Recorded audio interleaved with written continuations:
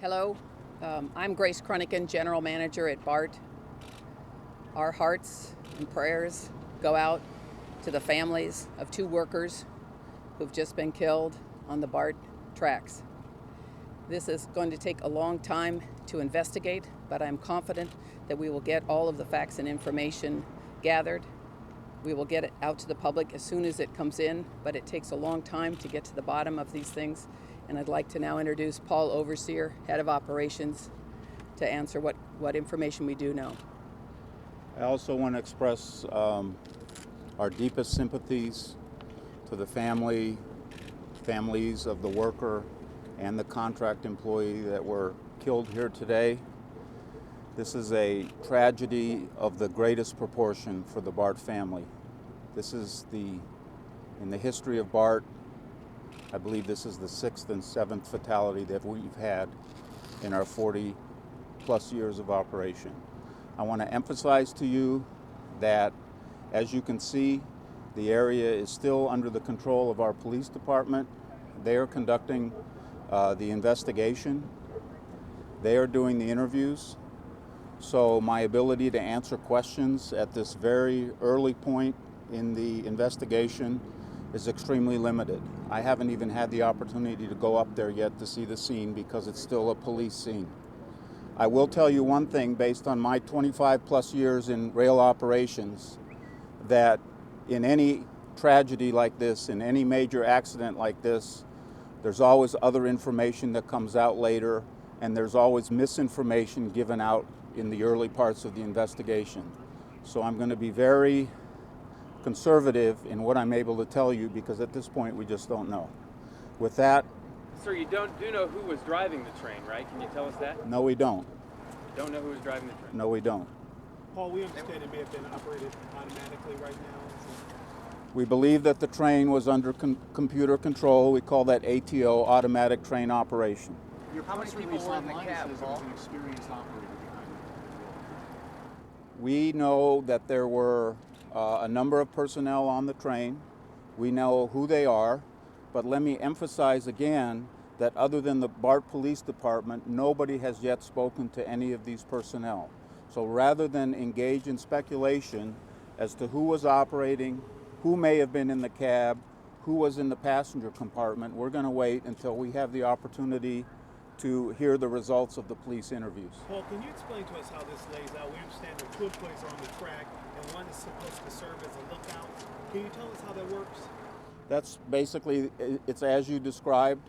These are two long-term railroad track specialists. I cannot overemphasize to you how long these people have been in the business, and not just working for BART, but I believe that both of these employees have a considerable amount of time with the freight railroads as well. Their specialty is track work. That means that they understand the railroad, they understand how to work around moving trains. They were doing today what they have probably done 100, if not 1,000 other times in their career.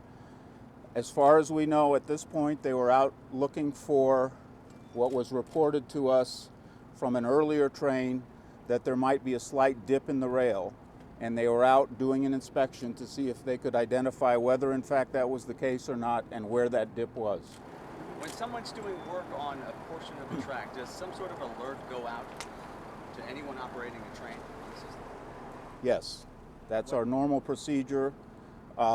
These folks were out there under the authority of what we call a simple approval. Basically, depending on the nature of what you're doing on the track, there are varying degrees of protection that are provided. These two workers were out, as I said, doing some type of an inspection, and they were out under what we call a simple approval procedure, which essentially means that they are to stay clear of the trackway, not interfere with mainline operations, and be able to clear the operating envelope within 15 seconds of when a train gets to their location. What about videotape on the train, Paul? Any videotape of the accident? All of our cabs have videotape in the cab. Paul, without One of the workers on the tracks, we confirmed with one of the unions, was a union worker. How is that possible with this? That's correct. One of the BART employee, again, I want to emphasize there was one BART employee and one contract employee. The BART employee, we believe, and we are not releasing the names of these employees and the contractor until we have an opportunity to complete the notification of the families. But it is our understanding that the BART employee was a member of AFSCME. And how is he able to perform the duties of the job while being on strike? He chose to come to work. Paul, without speculating once again, can you explain to us how, you, by your own admission, accidents aren't common within BART? Would this have happened had a strike not been in place and experienced employees have been?